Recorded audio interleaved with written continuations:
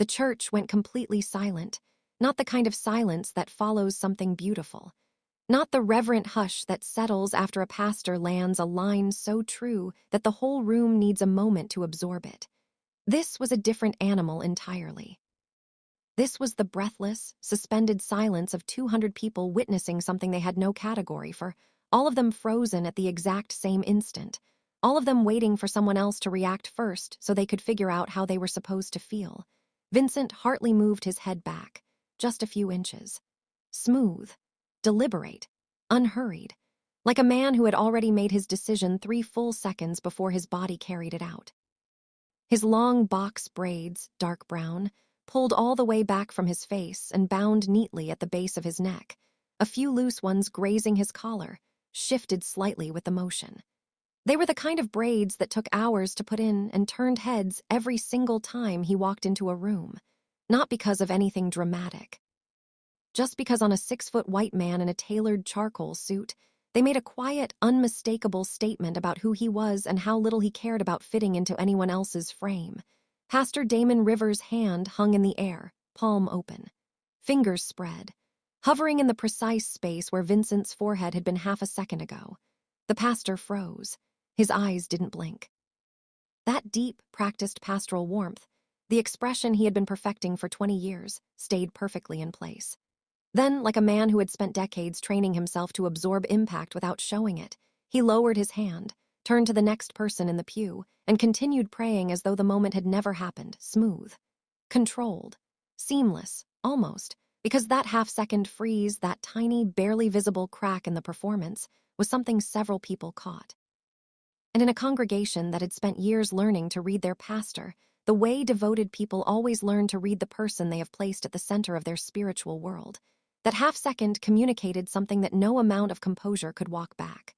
Brother Calvin Price, seated 3 rows behind Vincent, sucked in a sharp breath so audibly that the woman beside him turned to look. His eyes were wide. His hand moved slowly to his mouth. He looked left, then right, making sure others had seen what he had seen, because what is extraordinary gossip if there is nobody to confirm it with? They had seen it. Every single person in that sanctuary had seen it. The service continued. The choir kept singing. The armor-bearers kept moving alongside the pastor.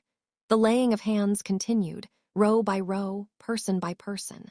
But the atmosphere in the room had changed in a way that no amount of worship music was going to repair. Something invisible had been disturbed. A thing had happened that everyone present would carry home with them and turn over in their minds for days.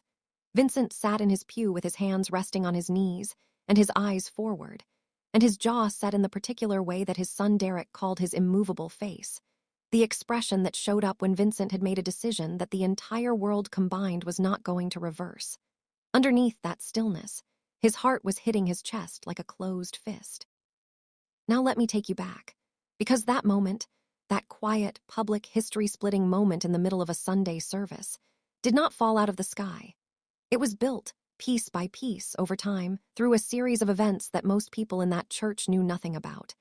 And to understand what Vincent Hartley did, and why it mattered, and what it ultimately cost him, and what it ultimately saved, you need to understand who this man was before any of this began. You need to understand what he built, what he survived, and what kind of man sits in a room full of 200 people and chooses the quiet thing he heard inside himself over the loud thing roaring all around him. So let's go all the way back. Vincent Hartley grew up in a rental house in West Charlotte, North Carolina, in a neighborhood where the sidewalks cracked in the summer heat, and people sat on their front steps in the evenings because the houses were too warm and the air outside was at least moving.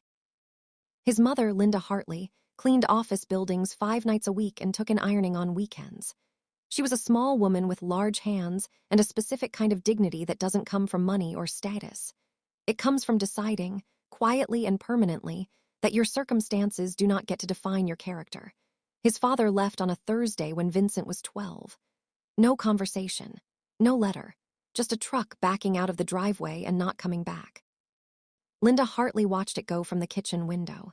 Then she turned around, looked at Vincent, and said simply, "Go wash your hands. Dinner's almost ready." That was the model Vincent grew up inside, not speeches, not bitterness, just you continue, you show up, you do the work, you do not spend what you cannot afford to spend on grief or anger. He was 24 when he got his first set of braids. He had been living in Atlanta for a year, working at a mid-size logistics company, learning everything he could about how goods moved across borders and what made the difference between a profitable import operation and one that bled money quietly for years before anyone noticed. His neighbor at the time, a woman named Miss Arlene who ran a braiding salon out of her home 2 doors down, had offered to braid his hair one Saturday afternoon when she saw him struggling with it in his front yard. He sat in her kitchen chair for 6 hours. He walked back to his own house that evening feeling, for the first time in his adult life, like something on the outside had finally caught up with something on the inside. He had worn braids all the way back ever since. 22 years. People had opinions. A former business partner once suggested, carefully and diplomatically, that Vincent might command more authority in certain rooms with a different hairstyle.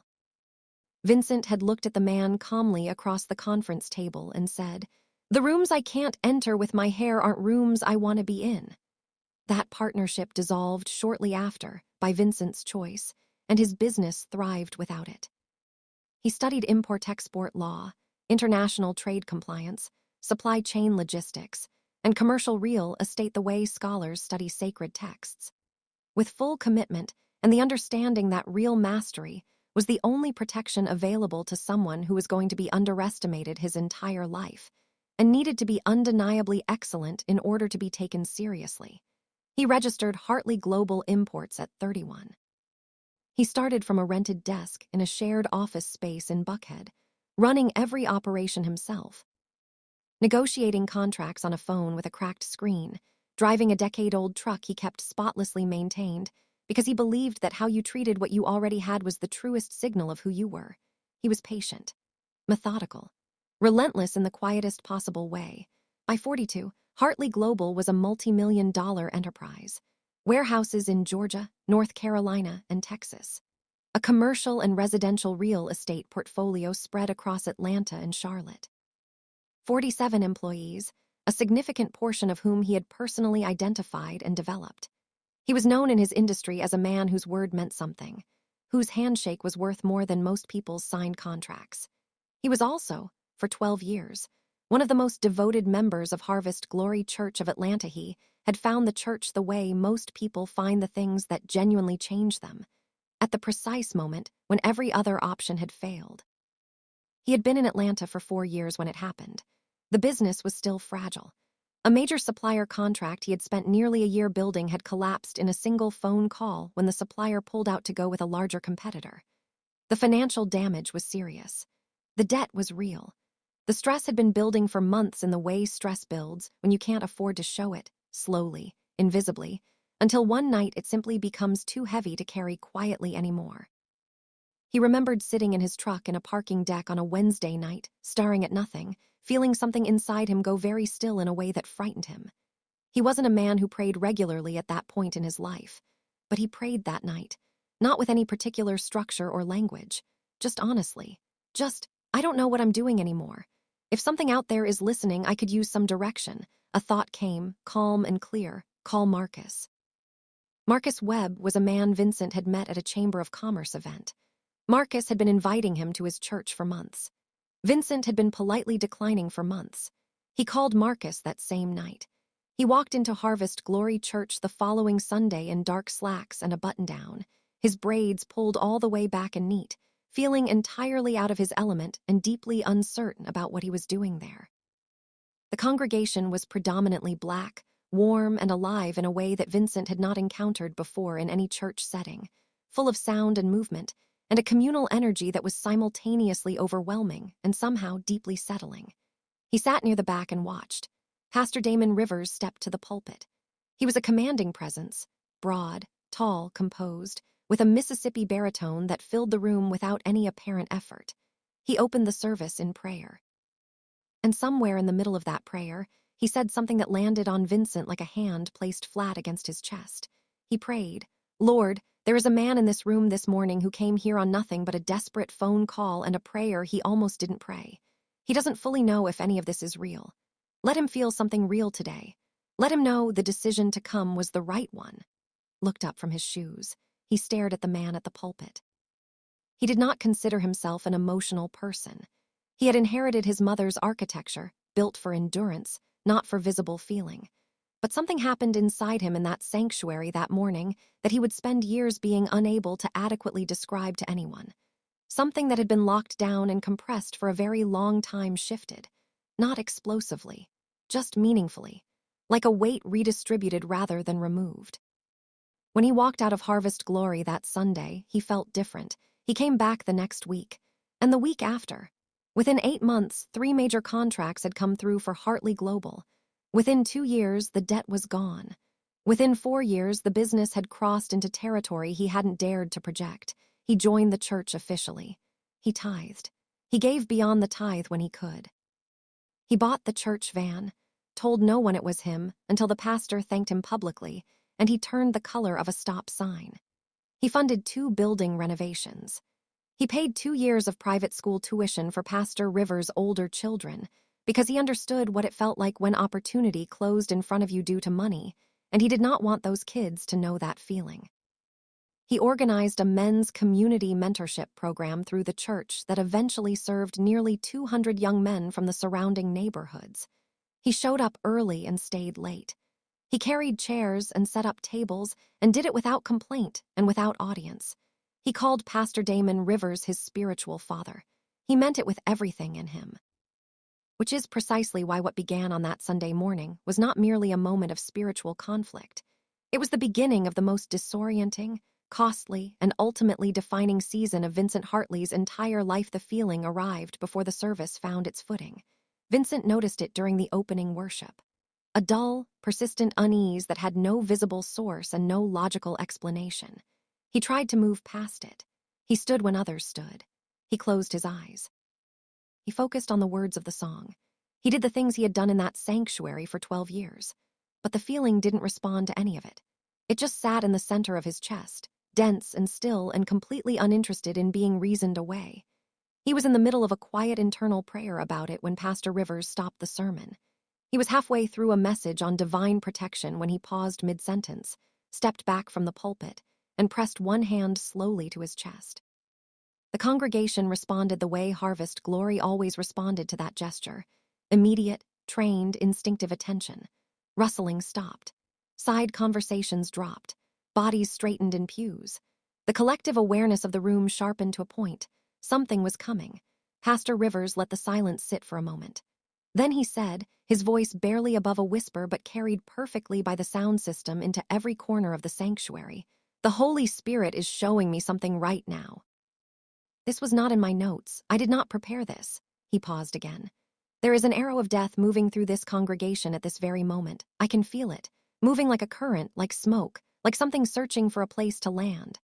Fear moved through the pews like a cold front pushing through a room. Vincent watched it happen. He watched shoulders rise. He watched hands go up reflexively. He watched eyes close, as though shutting them created some kind of protection. He watched the emotional temperature of 200 people change in under 10 seconds.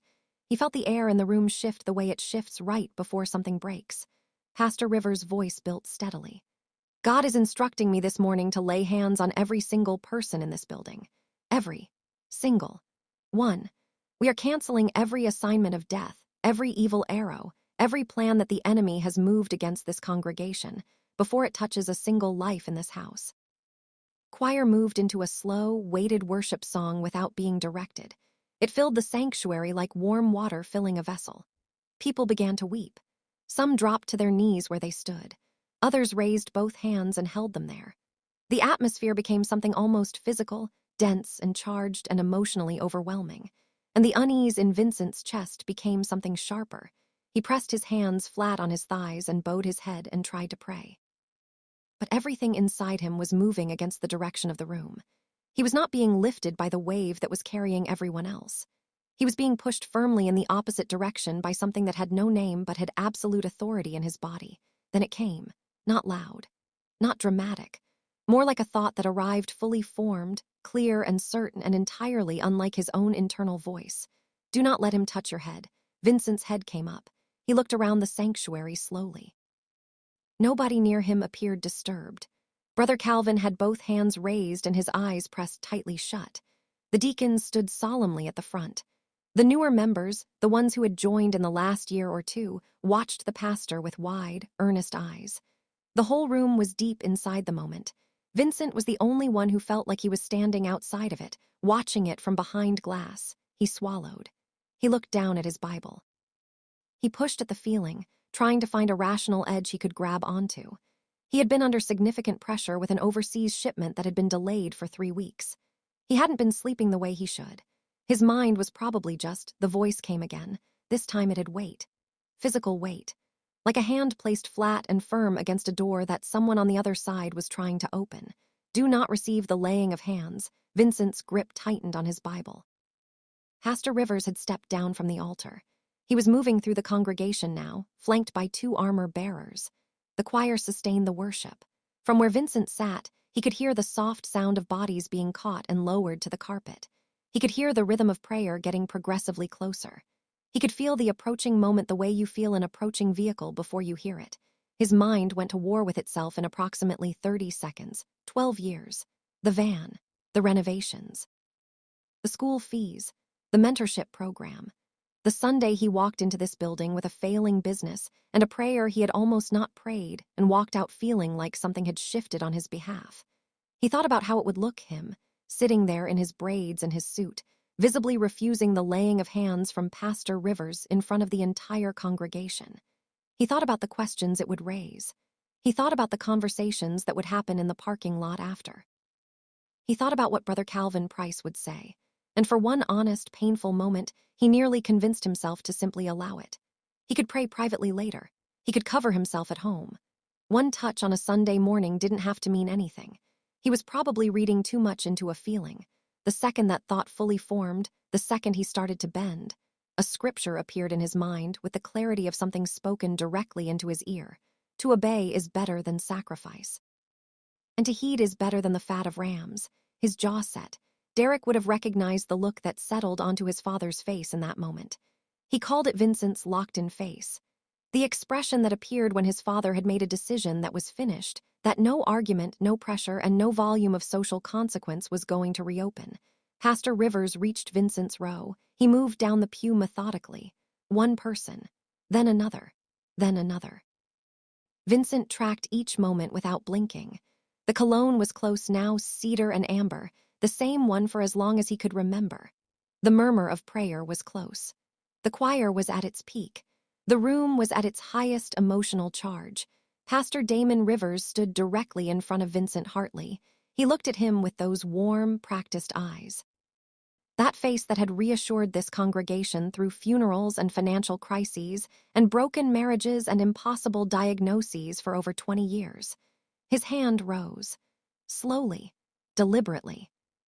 Moving toward Vincent's forehead, toward the neat rows of braids pulled all the way back from his face. Vincent moved his head back. The gasp from 3 rows behind him cracked the air like a sudden branch snapping in a quiet forest. Vincent did not turn around. He kept his eyes forward, his back straight, his hands steady on his Bible.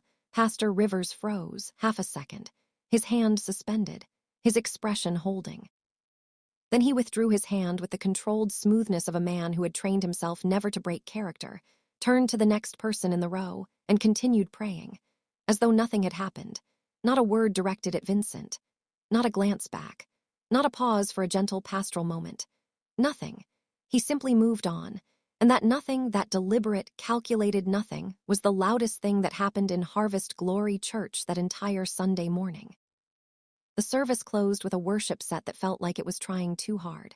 People filed toward the exits. The moment the doors opened, the parking lot conversations began. Vincent walked to his truck at his normal pace. Measured, unhurried, his braids back, his Bible under his arm, his face giving nothing. He heard everything anyway. Brother Calvin, not particularly concerned about volume. Did you see what Vincent did? He moved away from the man of God, in front of everybody. A woman whose name Vincent couldn't immediately place. I've always said there was something a little off about him. Comes in here with all that money and then acts like the anointing doesn't apply to him. Another voice, lower but not low enough. Pastor was too gracious about it. I would have said something right then and there. Opened his truck door. He sat down. He placed his Bible on the passenger seat. He looked through the windshield at the parking lot, and the people moving through it and the church building sitting behind all of them, and he sat in complete stillness for 60 seconds. Then he started the truck and drove home. He sat in his kitchen that night with the lights low and a cup of coffee going cold on the table in front of him. Derek was in his own place. The house was quiet in the specific way that large houses are quiet when you are the only person in them, not peaceful, just empty. The day played in his mind from the beginning, the feeling during worship, the voice, the moment, the parking lot. He ran it forward and forward again, looking for the place where he might have gotten it wrong. Was it possible he had imagined the whole thing? Was it possible that 12 years of genuine relationship with this church and this pastor had been thrown into the air over nothing more than anxiety and bad sleep? He sat with the question for a long time. He prayed without structure. He waited. No dramatic response came. No new vision, no thunder. Just the same thing he had already heard, patient and immovable as bedrock, just those words. Exactly as they had come before. He didn't sleep much that night. The following Sunday, Vincent went back to Harvest Glory. He questioned himself the entire drive. He almost turned around twice. He kept going anyway, because he was not a man who ran from things, and he wanted to be sure, absolutely sure, before he made any permanent decisions about what the experience had meant. The congregation received him with the specific chill reserved for people who have publicly inconvenienced the peace of a community that prefers its peace undisturbed. Some members looked through him. Others offered the brief, tight smile that communicates polite contempt. Brother Calvin watched him from across the sanctuary with the focused attention of a man who was already deciding how to frame the story he was going to tell about this later. Vincent sat in his regular seat. He opened his Bible. He prayed quietly. Testimony time brought a man named Brother Gerald to the front. Gerald was shaking visibly, gripping the microphone with both hands. His voice broke before he finished his second sentence. He had been in an accident the previous week, a catastrophic highway collision, a vehicle that rolled multiple times, fatalities at the scene. He had walked away without a single injury he could point to, he said through tears. I know it was the covering. I know it was what Pastor did last Sunday that protected me. Church erupted, shouting, weeping, hands in the air. The sound was enormous and genuine and completely overwhelming. And sitting in his row, Vincent felt his certainty develop a fracture. Small, but real, maybe he had been wrong. Maybe the warning had been his own fear dressed up in spiritual language. Maybe he had publicly embarrassed a real man of God over a feeling that had no foundation. Then Pastor Rivers stepped back to the pulpit, the same gesture, the same drop in the voice, the same faraway look in the eyes that the congregation had learned to receive as divine access. He said, "The Spirit of God is showing me again this morning. Another arrow. Still in motion, still searching." The choir moved. The room shifted instantly. People stood before he even completed the sentence, more urgently than last week, because last week's testimony had done its work thoroughly. Fear remembered is fear multiplied. Vincent held his Bible tight and prayed with everything he had. Lord, help me see clearly. Please, help me understand what is happening. What happened next was something he would spend years attempting to describe and never quite succeed. The physical room didn't change. Church still looked like a church. People still looked like people. But something shifted in how he was perceiving it, like a frequency he had never consciously tuned into before had suddenly come through perfectly clear. When he looked up at Pastor Rivers moving toward the row directly ahead of him, when he watched the pastor's hand extend toward the head of the man seated in front of him, Vincent did not see a hand. He saw the thick, scaled head of a serpent pressing flat against the man's forehead. Vincent blinked, hard. He looked away and back. It was still there. With each touch, row after row, the image repeated. And what he felt in response was not simply horror or revulsion. It was something heavier than both of those things. Something closer to the feeling you get when you watch someone you care about being harmed, and they don't know it, and there is nothing you can do to stop it in that moment. He didn't wait. He picked up his Bible and his jacket. He slipped out of the pew while the room was entirely consumed in prayer and worship. He moved to the side exit, pushed through it quietly, and walked to his truck without stopping. He got in. He locked the doors. He leaned back against the headrest. His hands were not steady. His shirt was damp against his back. He stared at the roof of his truck. And then, in the silence of that cab, something opened in his spirit the way a window opens in a closed room, not violently, just completely. He saw Pastor Rivers in a dark space. Candlelight. Men arranged in a deliberate circle. an agreement being formalized, something being exchanged, not money, not words, something that had no physical form but was absolutely real. He understood without hearing any of the words that this moment lived in the past, that it was the root.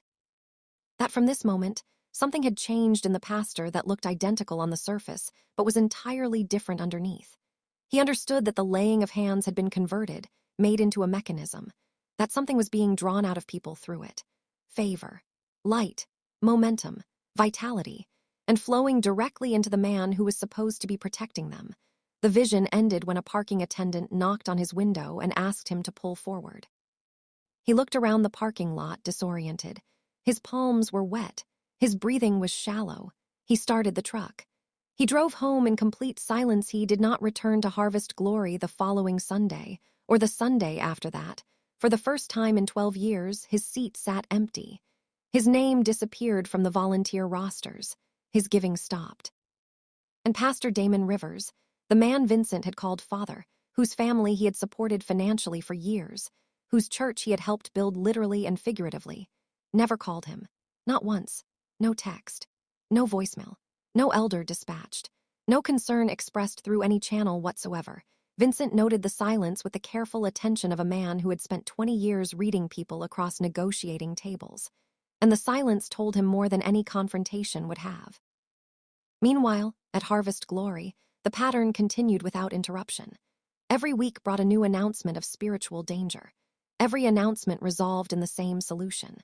The congregation lived inside a low-grade, sustained fear that kept them emotionally activated and spiritually dependent. And the pastor's life continued expanding at a rate that the congregation celebrated without question. A new vehicle. A second property. Groundbreaking ceremonies for a new auditorium. Members took photographs and posted them proudly. Nobody was connecting any dots. Nobody was asking why the man of God was growing richer at a pace that seemed to have no natural explanation, while many of his most devoted members were quietly losing ground in their own lives. Nobody, except the man sitting at home with his braids down and his Bible open and his spirit on full alert. It was a Tuesday evening when everything shifted again. Vincent was leaving his office building in Midtown Atlanta after a late meeting. The Atlanta summer air was thick and warm and smelled faintly of rain that hadn't arrived yet. His driver was pulling the car around from the garage. Vincent was reviewing something on his phone near the building entrance when movement near the gate caught his attention. An elderly woman stood just outside. Small, neatly dressed in clothes that were clean and simple. She moved with the deliberate, unhurried slowness of someone who had lived long enough to stop pretending that rushing accomplished anything meaningful. She said softly, "Son, could you help an old woman with something to eat tonight?" Vincent put his phone in his pocket without hesitation, opened his wallet, and placed what he had in her hand. The woman looked down at what he had given her. Then she looked back up at him, and something in her expression changed. The weariness left her eyes. Something entirely different came in behind it. Something older and sharper and specifically, unnervingly aware in a way that no stranger standing outside an office building at 7 in the evening had any natural right to be. When she spoke again, her voice was different. Low, deliberate, like each word had been selected carefully from a very long time ago. She said, "The hand that collects glory cannot stop itself, not until the vessel it has been feeding from is completely empty." Vincent went absolutely still. The woman's eyes held his without wavering. The predator is still hungry, and he remembers the one that got away. A cold moved through Vincent from the top of his head, through every one of those braids, down through his scalp, through his spine, down to the pavement beneath his feet. He opened his mouth. The woman had already turned. She walked slowly into the warm evening crowd on the sidewalk, moving with that same unhurried deliberateness, and disappeared. Not with any drama, just gradually and then completely, the way certain things disappear that were never quite fully present in the natural to begin with. Vincent's driver pulled up beside him. "Mr. Hartley, ready to go?" Vincent stood at the gate for a long moment, looking at the place in the crowd where the woman had been. Then he got in the car. He rode home without speaking. When he got inside, he walked directly to his study, sat down on the floor with his back against the desk, and stayed there for a long time with his eyes closed and his hands open on his knees. The woman's words moved through him slowly. Circling. The predator is still hungry. And he remembers the one that got away. This was not about something that had already passed. He knew it with the same unshakable certainty he had felt the first time that warning reached him inside the church. In the place deeper than thought, deeper than emotion, where the things that are actually true live. This was a warning about what was coming next. And somewhere across Atlanta, behind a face Vincent had trusted with the most sacred parts of his life for 12 years, behind a voice he had let pray over his business and his son and his future, a decision had already been made. A decision that had Vincent Hartley's name written clearly at the center of it. He just didn't know yet how far Pastor Damon Rivers was willing to go. But he was about to find out that weight you're feeling right now. That's exactly where this story lives. Drop a comment and tell me. Have you ever felt something so clearly in your gut that you obeyed it even when everyone around you thought you were wrong? Because what happens next is going to change everything you think you know about this pastor, this church, and what Vincent is walking into. We are just getting started. Let's continue the story. 3 months passed, 3 months of empty Sundays, 3 months of a seat at Harvest Glory Church sitting vacant where Vincent Hartley used to sit. 3 months of silence from the man he had called his spiritual father for over a decade. And in those 3 months, Vincent learned something important about the nature of religious communities when someone steps out of line. The phone calls started about 2 weeks after he stopped attending.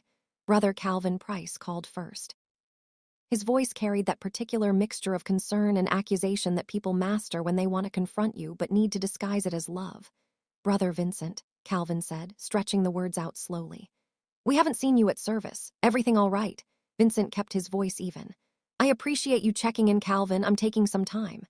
"Taking some time," Calvin repeated like he was tasting something sour. "From church, from the house of God, from Harvest Glory," Vincent said. Specifically, there was a pause on the line, a loaded pause. The kind of pause that told Vincent everything he needed to know about how this conversation had been framed before Calvin ever picked up the phone. Calvin said, his voice dropping into something that was supposed to sound pastoral but came across as barely contained judgment. "You know, Pastor Rivers has been praying for you. Every single service.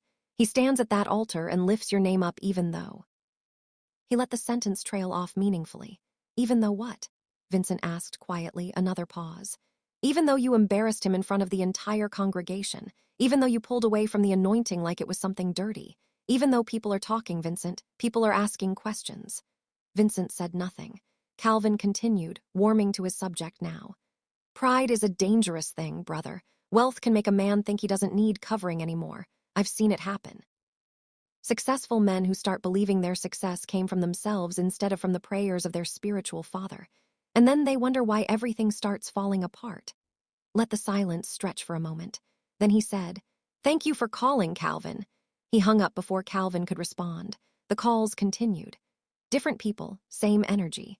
Sister Maureen from the women's ministry called to say she was concerned about his spiritual health. Brother James from the men's group called to remind him that forsaking the assembly was dangerous in these last days.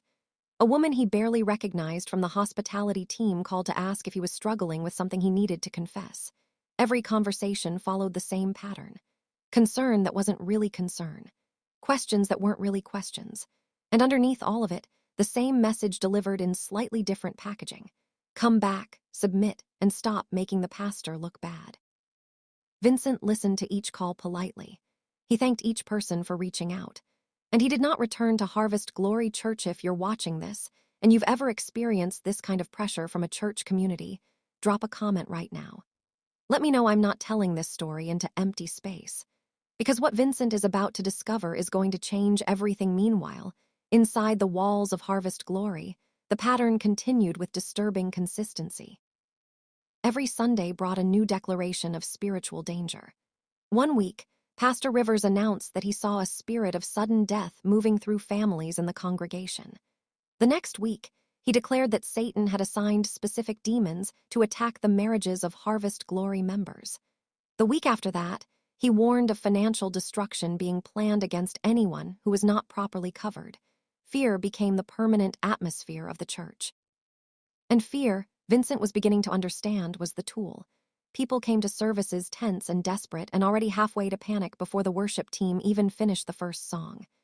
They sat in those pews with their shoulders up around their ears, waiting for the weekly announcement of whatever new danger was supposedly circling them. And every single time, the solution was the same: laying of hands, come to the altar. Let Pastor Rivers touch your head, receive the covering, be protected.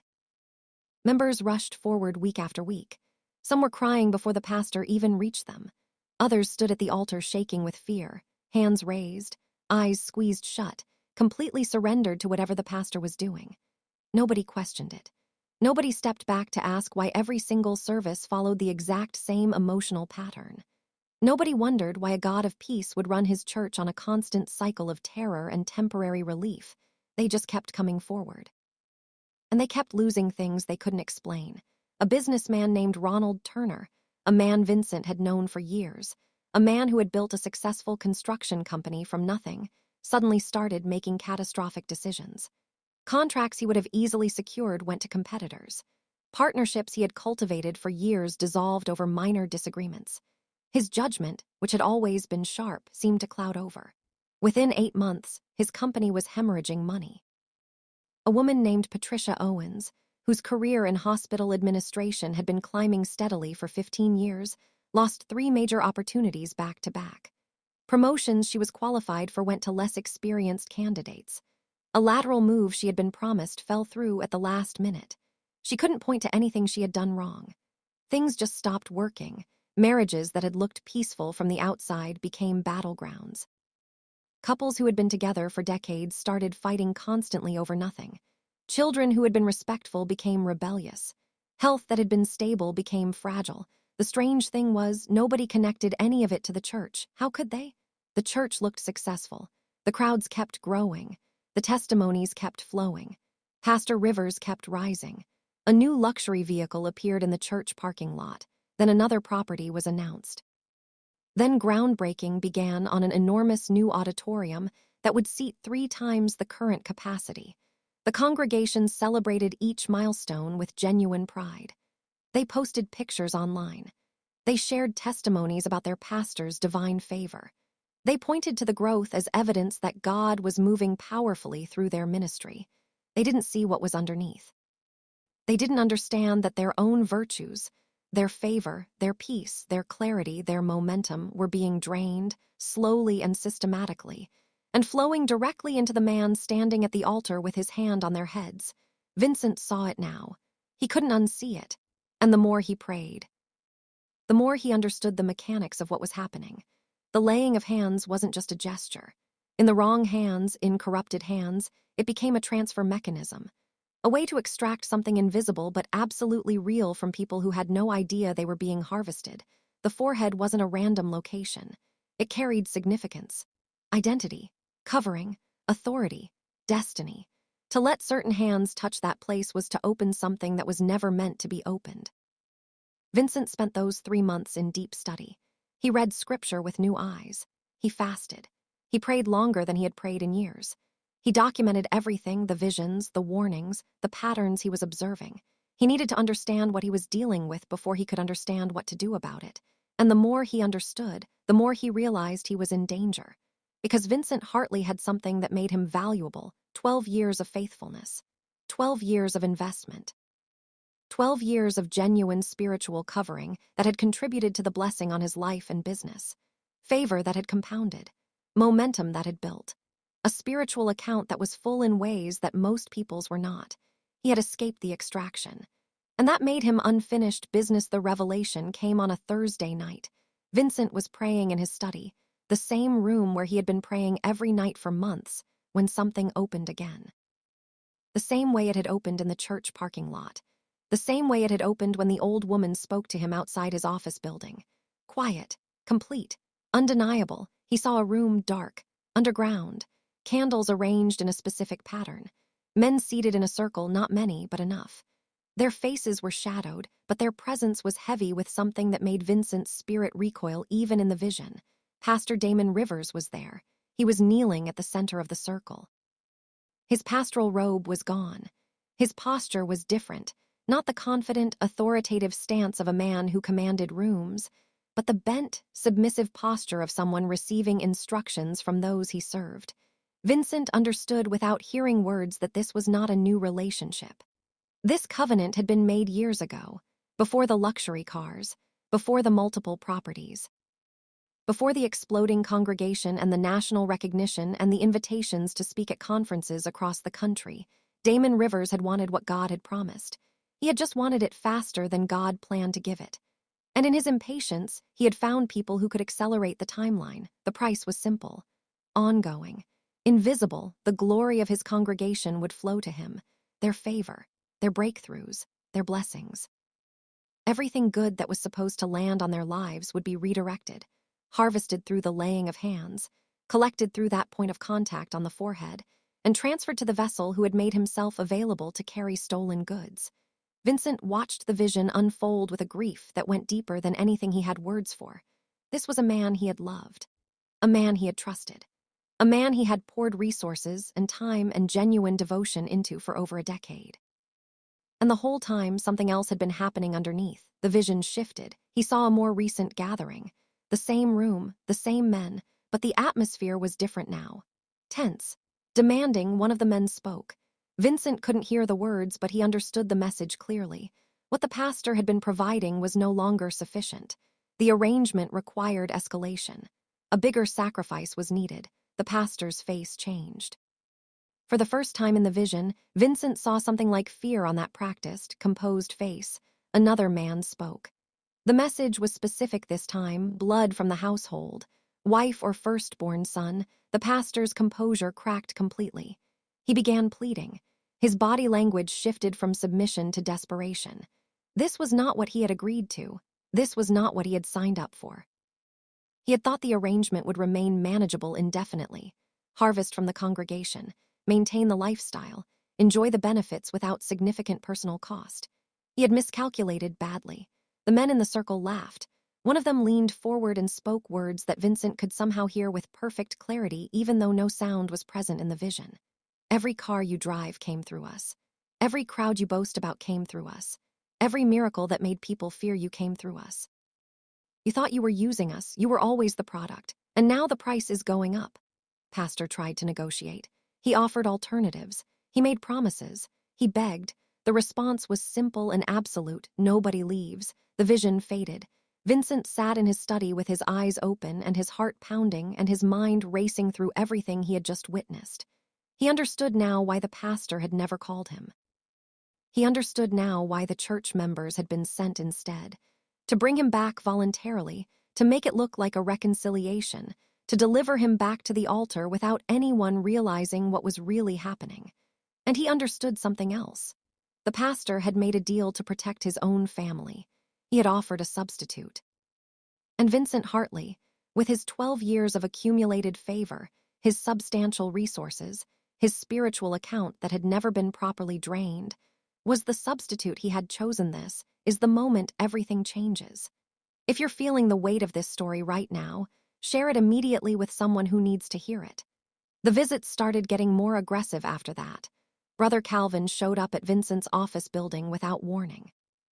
He was waiting in the lobby when Vincent came down from a meeting, standing there with a pleasant smile that didn't reach his eyes. "Brother Vincent," Calvin said warmly. "I was in the neighborhood." Vincent looked at him steadily. "No, you weren't." Calvin's smile flickered for half a second. Then he recovered. "Pastor Rivers asked me to personally deliver a message. He's been having powerful revelations about your life, serious revelations. He saw some things in the spirit that concerned him deeply, and he wants you to know that his door is always open. His covering is always available." "That right?" Vincent said. "Enemy is busy, brother. These are dangerous times. A man without proper spiritual covering is a man exposed to attack. And Pastor Rivers, whatever happened between you, he still loves you. He still wants to see you protected." Vincent studied Calvin's face. There was no awareness there, no suspicion. Calvin genuinely believed he was doing something righteous. He had no idea he was being used as a retrieval mechanism. "Tell Pastor Rivers I appreciate his concern," Vincent said, "and tell him I'm covered." He walked past Calvin without waiting for a response. The visits continued. Different messengers, same message. Sister Maureen showed up at a restaurant where Vincent was having lunch with a client. Brother James appeared at his gym one morning. A younger member he barely knew turned up at his dry cleaner. Every encounter was framed as concern. Every conversation circled back to the same destination. Vincent needed to return to harvest glory. Vincent needed to be under Pastor Rivers' covering. Vincent needed to receive the laying of hands. The coordination was too precise to be coincidental. Vincent was being tracked, monitored, pursued. And then, on a Wednesday evening, the final escalation arrived. Vincent's security system alerted him that someone had pulled into his driveway. He checked the camera feed, a black Mercedes. The license plate was familiar. Pastor Damon Rivers stepped out of the driver's seat. He walked to the front door with the calm, measured stride of a man who owned every room he entered. He was wearing a dark suit. No pastoral robe tonight. Just a well-dressed man paying a visit to an old friend. Vincent considered not answering. He decided that whatever this was, it needed to happen face to face. He opened the door. Pastor Rivers smiled. That warm, practiced Mississippi smile that had been reassuring people for decades. "Vincent, it's been too long." Vincent said. He didn't move from the doorway. "May I come in?" Vincent held the door for a moment. Then he stepped aside. The pastor entered slowly, looking around the house with an appreciation that felt more like appraisal. "You've done well for yourself, son. God has been good to you." Vincent said. "But you know." Pastor Rivers turned to face him. "Blessings require protection. Favor requires covering. A man can build a beautiful house, but if the foundation isn't secured by the right hands, the whole thing can come down faster than it went up." "That what you came to tell me?" The pastor's expression shifted. Something colder moved underneath the warmth. "I came because I've been carrying a burden, Vincent. A heavy burden. The Spirit has shown me things about your future that kept me up at night. Attacks that are coming. Assignments that have been released against your life. And I kept asking the Lord, why would you show me this if there's nothing I can do about it?" He paused. "And then the Lord reminded me of something. I am your spiritual father. I am the one who prayed over you when you had nothing. I am the one whose words opened the doors that built everything you have now. And a father's covering doesn't expire just because a son wanders away for a season." Vincent said nothing. The pastor stepped closer. His voice dropped to something that was supposed to sound intimate but landed as invasive. "Me pray for you, son, right now. Let me lay hands on you and cancel every assignment the enemy has planned. Let me restore the covering you walked away from." He raised his hand toward Vincent's head. Vincent stepped back. Smooth, deliberate, the same movement he had made in the church 3 months ago.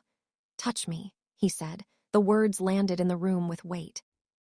Pastor Rivers' hand stayed suspended in the air for a moment. Then he lowered it slowly.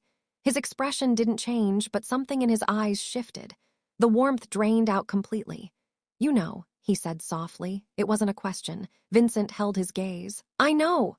Silence stretched. Then Vincent spoke again, his voice steady and clear. "If you do not turn away from this path and return to God, genuine repentance, complete renunciation of every covenant you have entered, judgment is coming for you. And it will be severe." The first time in Vincent's memory, he saw something break across Pastor Damon Rivers' face. Not guilt, not shame. Something closer to fury, with fear running underneath it. The mask was gone. "You have no idea what you're dealing with," the pastor said quietly. "Know exactly what I'm dealing with," Vincent replied. "And more importantly, I know exactly who I belong to, and it's not you, and it's not whatever you serve." Pastor stared at him for a long moment. Then, without another word, he turned and walked out the front door. Vincent watched the black Mercedes back out of his driveway and disappear down the street. Then he locked the door, went to his study, and prayed for 3 hours straight, because he understood now that the polite phase was over. Whatever was coming next was not going to be civilized. The attacks started immediately. That same night, Vincent had the first dream. He found himself standing in a dark place that had no walls but felt enclosed. Shadows moved around him. Voices whispered things he couldn't quite make out but could feel were hostile.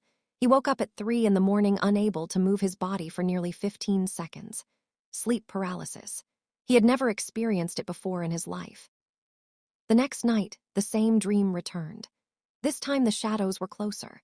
This time he could see shapes in them, faces that weren't quite faces, forms that weren't quite forms. The night after that, he saw Pastor Rivers standing at the center of the darkness, his eyes glowing with something that didn't look human. Vincent prayed himself awake. Then the financial attacks began. A major contract that had been in final negotiation for months was suddenly terminated without explanation. The client's representative called apologetically, but couldn't offer a reason. "These decisions come from above my pay grade," he said. Imported goods that should have cleared customs in 3 days were held at the port for 3 weeks. Inspection after inspection. Paperwork complications that had never existed before. Fees that multiplied inexplicably. A business partner Vincent had worked with for 8 years called to say he was dissolving their arrangement. When Vincent asked why, the man hesitated and then said, "I had a dream about you, a bad one. I know it sounds crazy, but I can't shake it." Didn't think it sounded crazy at all. Within 2 months, pressure was mounting from every direction. Revenue was down, relationships were strained. Staff members who had been loyal for years were suddenly restless, making unusual mistakes, creating problems where none had existed before. It was coordinated, intentional, directed. And Vincent understood exactly where it was coming from. But instead of backing down, he did something that surprised even himself. He doubled down, he fasted longer. He prayed harder. He spent hours in scripture every single day. He cut out every distraction that wasn't essential. He simplified his life down to work, family, and spiritual warfare. And the more he pressed in, the more clarity he received, the more strength he found, the more the attacks seemed to lose their effectiveness. He started documenting everything. Not just the visions, but the patterns, the timing of the attacks, the specific areas being targeted, the methods being used. He created a detailed record that he shared with his son Derek, not because he expected Derek to fully understand it, but because he wanted someone outside the situation to have the information in case something happened to him. Derek was skeptical at first. He had never been particularly religious, but he had also never seen his father lie, exaggerate, or lose his grip on reality. And the things his father was describing lined up with changes Derek himself had observed but couldn't explain. "Dad," Derek said one evening after reviewing the documentation, I don't know what this is." "I know," Vincent said, "but it's real, and it's not finished." 6 months after leaving Harvest Glory, Vincent had a dream that was different from all the others. He found himself standing in a space that was dark but somehow didn't feel oppressive. Pastor Rivers was there, facing him. But instead of the polished, controlled figure Vincent had known for years, the pastor looked diminished, weakened, smaller somehow. A confrontation began, not physical, spiritual. Something moved between them that Vincent couldn't see but could absolutely feel. A pressure. A force. A battle for something that mattered. The pastor attacked. Vincent prayed, out loud in the dream with words that came from somewhere deeper than his conscious mind. The more he prayed, the more the pastor weakened. The more the darkness around them seemed to retreat. And then, in a moment that felt like a thunderclap, something shifted completely. Power filled Vincent's body, in the dream and somehow in his physical body at the same time. A sensation of being flooded with something clean and overwhelming and absolutely unstoppable. The pastor screamed. He collapsed to the ground and didn't move. Vincent woke up. He was breathing hard. His body was covered in sweat. The sheets were twisted around him. His heart was hammering against his ribs. He lay there in the dark, staring at the ceiling, processing what had just happened. And somewhere across Atlanta, at that exact moment, tragedy was already walking through Pastor Damon Rivers' front door. The news reached the congregation 3 days later. Pastor Rivers' firstborn son, a 24-year-old graduate student named Marcus Rivers who had been studying business administration at a university in Philadelphia, had collapsed in his apartment and been rushed to the hospital. The doctors ran every test available. They found nothing definitive, no clear cause.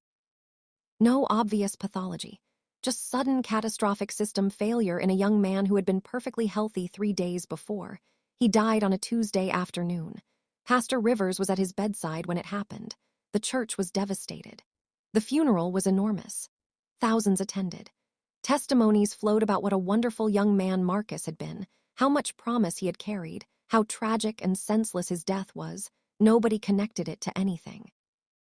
Nobody wondered why the most powerful pastor in the city, the man who claimed direct access to divine revelation, had been unable to see this coming or prevent it. Nobody asked why the covering that supposedly protected everyone at Harvest Glory had failed so completely to protect the pastor's own son. They just grieved. They cried. They sent flowers and food and cards filled with scripture. And Vincent, watching from a distance, understood exactly what had happened. The payment had come due. The pastor had tried to substitute Vincent for his own family. He had offered someone else's glory, someone else's life. in exchange for his son's safety. But Vincent had escaped, and the collectors had come for what they were owed. The pastor's wife, Carolyn, began experiencing strange things in the house almost immediately after the funeral. She heard voices at night, footsteps in empty hallways, doors that opened on their own. She started seeing shapes in her peripheral vision, dark things that were gone when she turned to look directly at them. She stopped sleeping in the master bedroom. Then she stopped sleeping alone. She hired a live-in housekeeper just to have another person in the house at night. She didn't tell anyone at church what was happening. She barely told her husband. She just prayed and cried and tried to survive each day as it came. The pastor himself was unraveling in ways that were harder to see from the pulpit, but impossible to miss up close. His sermons, which had always been polished and dynamic, became repetitive and hollow. He started forgetting things mid-sentence. His timing was off. The warmth that had been his trademark felt forced now, mechanical, like a performance being delivered by someone who had lost access to the character they were playing. He aged visibly, rapidly. The man who had always looked 10 years younger than his actual age suddenly looked 10 years older. His eyes, which had once been commanding, became hollow and hunted. The congregation noticed. They just didn't say anything. Nobody wanted to admit that something was wrong with the man they had built their spiritual lives around, so they kept coming to services. They kept raising their hands. They kept receiving the laying of hands. They kept celebrating the growth of the ministry, even as the ministry's foundation was crumbling from the inside out. And the pattern continued, because the darkness Pastor Rivers had invited into his life didn't care about his grief. It didn't pause to honor his mourning. It had an arrangement. It expected continued service. And when a man has given that much of himself to something, when the hooks are that deep and the compromises are that complete, walking away stops being a real option. He was trapped. He had always been trapped. He just hadn't realized it until the trap closed. If this story is hitting you somewhere real right now, I need you to know that someone in your life needs to hear this. Someone is sitting in a church they know isn't right, but they can't explain why. Someone is feeling drained and depleted, and they don't understand what's happening to them. Share this with them.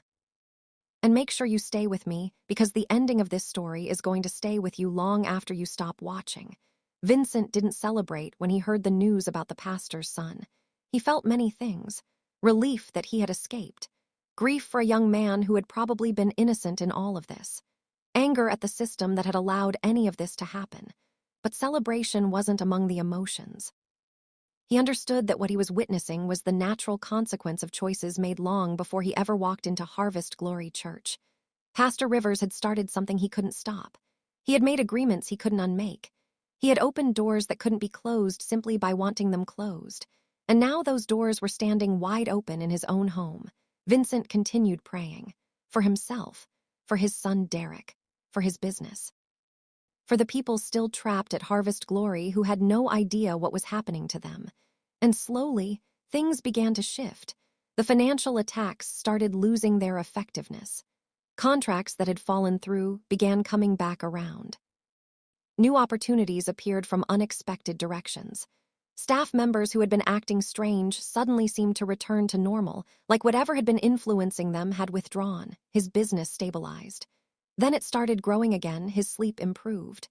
The dreams became less frequent, less intense. His body felt lighter. His mind felt clearer. He was being restored, not instantly, not dramatically, but steadily, consistently, in ways that couldn't be explained by anything he was doing differently in the natural.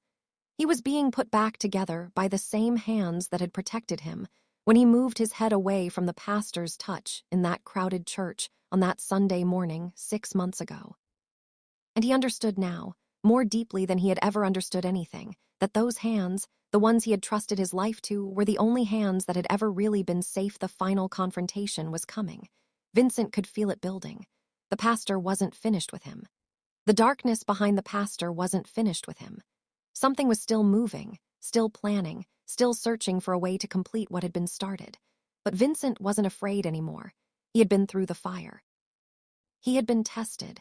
He had been refined. And whatever was coming next, he knew exactly who he was standing with. The autumn rain fell heavy on Atlanta that October morning. Vincent Hartley stood at the window of his home office, watching the water streak down the glass in long, silver threads. His braids were loose today, hanging past his shoulders, something he rarely allowed in professional settings, but permitted in the privacy of his own space. Behind him, his desk was covered with papers, contracts, and a worn leather Bible that had seen more use in the past 8 months than in the previous 8 years combined. 8 months since he walked out of Harvest Glory Church. 8 months since he dodged Pastor Damon Rivers' hand in front of 200 people. 8 months since his life had become something he barely recognized. A battlefield, a classroom, and a refining fire all wrapped into one relentless season. And now, finally, something was shifting. He could feel it the way animals feel a change in weather before the sky shows any evidence. Something was building. Something was coming to a head. The pressure that had been mounting for months was reaching a point where it could no longer be contained. His phone buzzed on the desk behind him. He turned and picked it up. A text from Derek. "Dad, you need to see the news. Channel 5. Now, Vincent walked to the living room, picked up the remote, and turned on the television. The local morning news was running a segment that made him stop breathing for a moment. A female anchor with perfectly composed features was speaking into the camera with the practiced solemnity that news professionals use when discussing tragedy.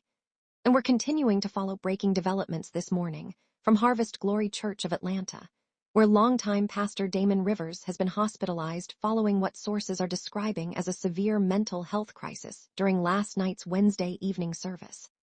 Vincent lowered himself slowly onto the couch. The anchor continued. According to multiple witnesses, Pastor Rivers became erratic during the service, making statements that alarmed congregation members. Security was called when the pastor allegedly began shouting at people who witnesses say were not visibly present in the sanctuary. He was transported to Grady Memorial Hospital, where he remains under psychiatric evaluation this morning. Screen cut to footage of the church exterior, police cars, an ambulance, congregation members standing in clusters looking shocked and confused. A reporter on scene held a microphone toward a middle-aged woman whose face was streaked with tears. Vincent recognized her immediately. Sister Maureen, the same woman who had called him multiple times trying to convince him to return to the church. Sister Maureen's voice was shaking. "I don't understand what happened. Pastor was preaching, and then he stopped. He started looking around the sanctuary like he was seeing things we couldn't see. And then he started screaming. Names. He was screaming names, begging someone to leave him alone. She broke down completely. It was terrifying. I've never seen anything like it in my life." Reporter asked. "Did he say anything specific that you can recall?" Sister Maureen wiped her eyes. "He kept saying, 'I paid you what you asked for. Why are you still here?' Over and over again. And then he collapsed right there on the altar. They had to carry him out." Anchor returned to the screen. "Pastor Rivers' family has not released a public statement at this time. The church has canceled all services for the remainder of the week. We will continue to bring you updates as this story develops." Vincent turned off the television. He sat in the silence for a long time. Then he closed his eyes and did something he had been doing every single day for 8 months. He prayed. The days that followed were unlike anything Vincent had experienced. News about Pastor Rivers' breakdowns spread through Atlanta's religious community like wildfire. Social media exploded with speculation, condemnation, and from certain quarters, a disturbing amount of satisfaction. People who had left the church years ago came forward with stories. People who had been quietly uncomfortable started speaking publicly for the first time. Brother Calvin Price, the man who had called Vincent countless times urging him to return, gave an interview to a local news station that aired 3 days after the incident. His demeanor was completely different now. The confident, slightly aggressive tone was gone. He looked smaller somehow. Diminished, the interviewer asked, "You were one of the deacons closest to Pastor Rivers. Did you ever suspect anything was wrong?" Calvin was quiet for a moment. Then he said, his voice barely above a whisper, I think a lot of us knew something wasn't right, deep down, but we didn't want to see it. The church was growing. Things look good on the outside. And when you've invested years of your life into something, when you've defended someone publicly over and over again, it becomes very hard to admit you might have been wrong." He paused. "Oh, some people apologies. There were members who tried to leave, and I made them feel guilty about it. I said things I shouldn't have said. I was protecting something that didn't deserve protection." Interviewer asked, "What do you think was actually happening at Harvest Glory Church?" Calvin looked directly into the camera. His eyes were haunted. I don't know how to explain it in a way that won't make me sound crazy, but I'll tell you what I've come to believe. I believe that man was operating with power that didn't come from God. And I believe a lot of people, good people, sincere people, were hurt because of it. And some of us helped him do it without even realizing what we were doing. Interview cut to commercial. Vincent turned off his computer. He sat back in his chair and thought about all the times Calvin had called him. All the pressure. All the judgment disguised as concern. And now here was the same man, broken open by the truth, trying to reckon with what he had participated in.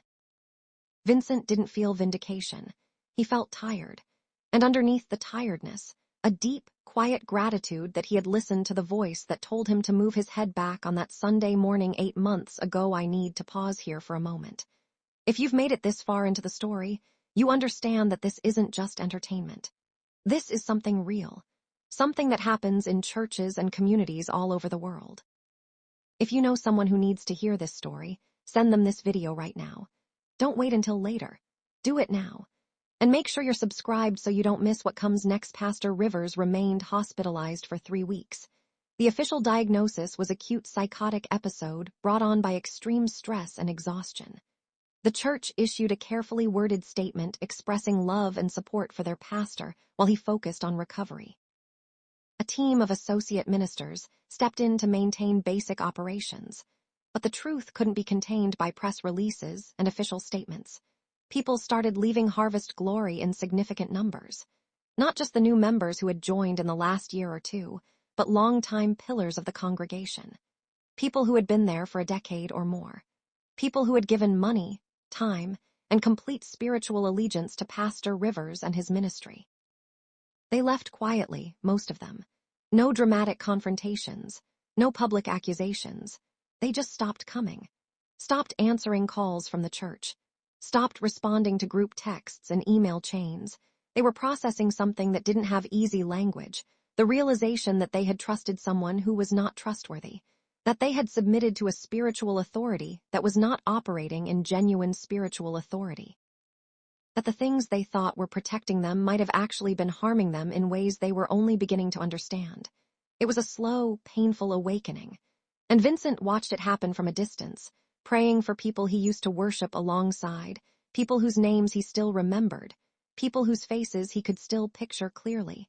He wanted to reach out to some of them, to say something, to offer some kind of comfort or explanation. But he understood that what they were going through was something each person had to process in their own way and their own time. Forcing himself into their healing would not be helpful. It would just make him another voice in an already overwhelming storm. So he stayed quiet. And he prayed. And he waited 6 weeks after his hospitalization. Pastor Damon Rivers returned home. He did not return to the pulpit. The church announced that he was taking an indefinite sabbatical for health reasons. The associate ministers would continue leading services. The congregation was encouraged to pray for their pastor's complete restoration. But the pastor who returned home was not the same man who had been carried out of that sanctuary on a stretcher 6 weeks earlier. He was thinner, much thinner. His clothes hung on him like he had borrowed them from a larger man. His hair, which had always been meticulously groomed, was unkempt and graying in ways that hadn't been visible before. His eyes, those warm, commanding eyes that had held congregations captive for decades, were empty now, hollow. Like someone had reached inside him and removed whatever had been generating the light. Carolyn Rivers, his wife, tried to maintain normalcy. She cooked his favorite meals. She played soft gospel music in the house. She sat with him in the evenings and read scripture aloud, hoping something would reach him, but her husband was somewhere else now. He spent hours sitting in the same chair, staring at walls, not speaking. Sometimes his lips moved like he was having conversations with people who weren't there. Sometimes he flinched at sounds that Carolyn couldn't hear. The house itself seemed different since his return. The strange occurrences that had started after their son's death continued with increasing intensity. Carolyn heard footsteps in empty rooms almost every night now. Doors opened and closed on their own. The temperature in certain parts of the house dropped inexplicably. She started sleeping with every light on because the darkness felt like something that could reach out and grab her. She didn't tell anyone at the church what was happening. She barely told anyone at all. She just endured it day after day because what other option did she have? This was her husband. This was her home. This was the life she had built, but she could feel it crumbling around her. And the man sitting in that chair, the man who used to fill stadiums with his voice, who used to pray with such authority that people believed anything he said, that man was gone.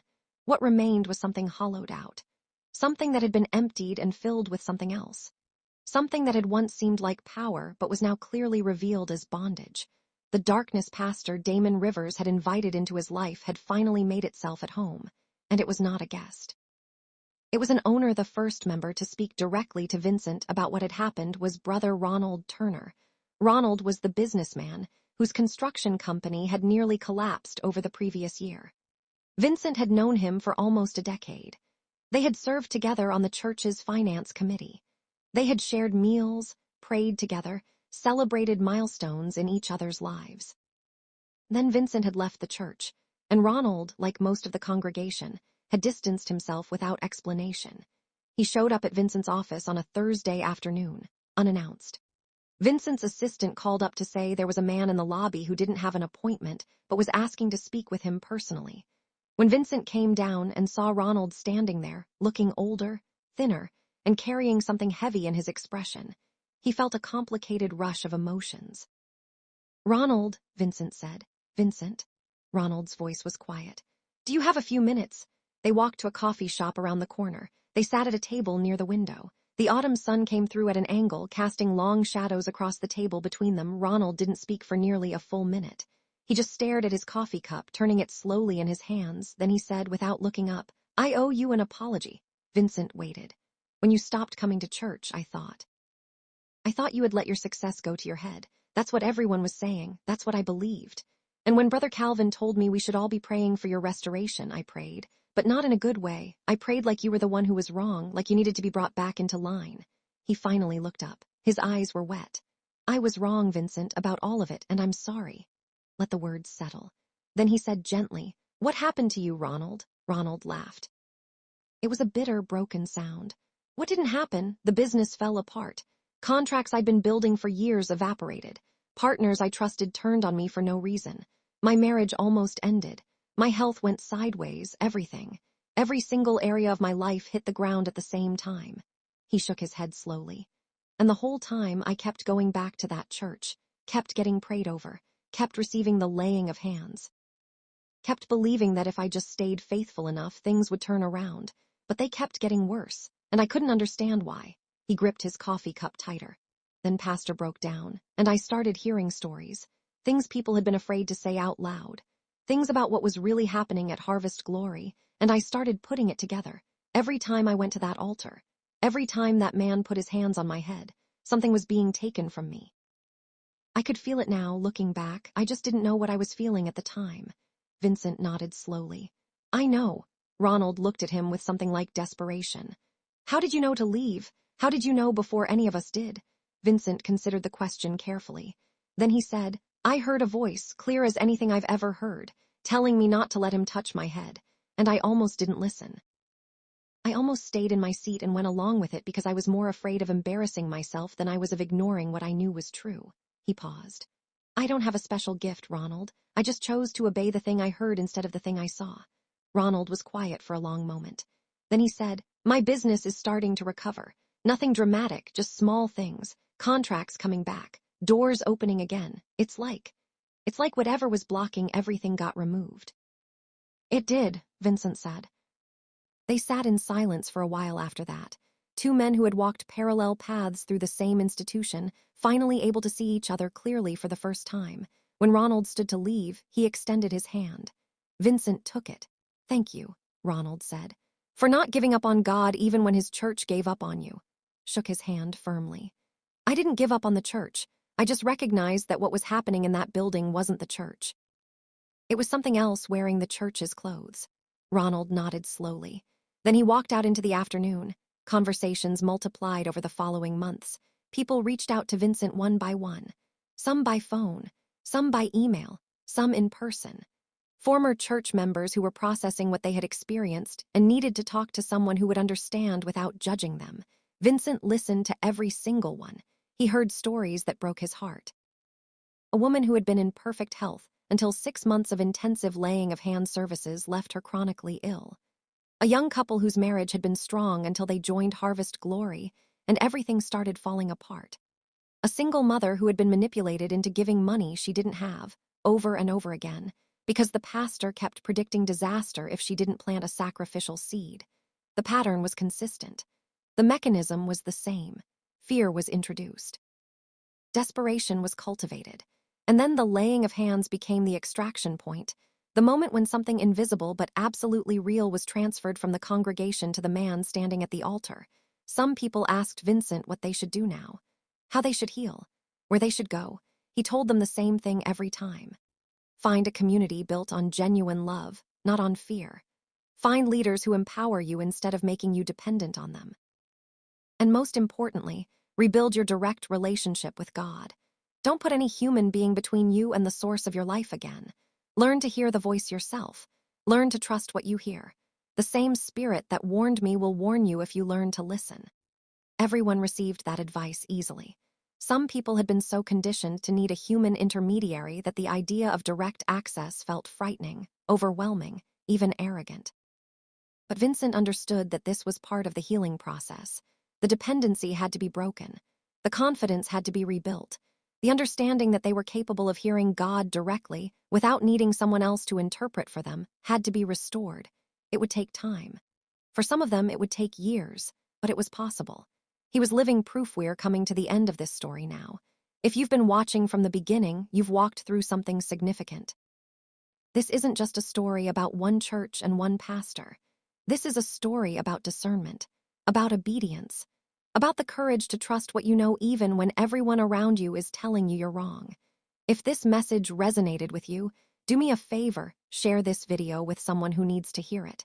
And leave a comment telling me what part of the story hit you the hardest. I read every single one year after Vincent Hartley walked out of Harvest Glory Church. Harvest Glory closed its doors permanently.